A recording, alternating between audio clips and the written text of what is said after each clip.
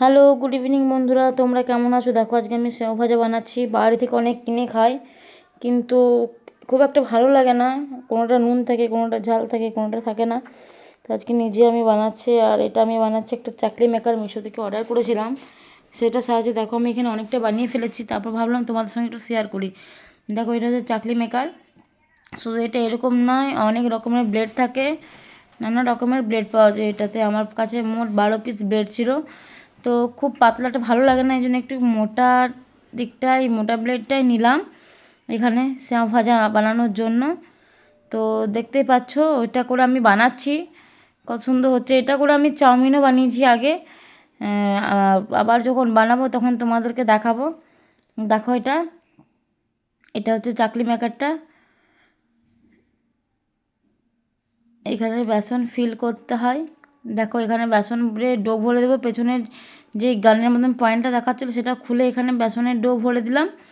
এই বেসনটা যে যেরকম নুন ঝাল পছন্দ করে সেরকম করে মেখে এটাতে ডো ভরে দিতে হবে। একটু তেল দিয়ে দেবে যাতে বেসনটা গায়ে গায়ে না লাগে।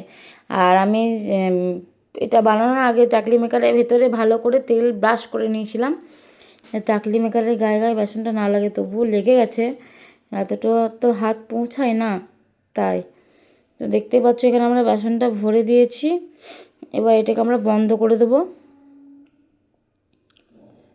মাথাটা। দেখো এখানে একটা ব্ল্যাক কালারের ছোট্ট মতো পয়েন্ট আছে, এটা টেপে এটা বের করতে হয়।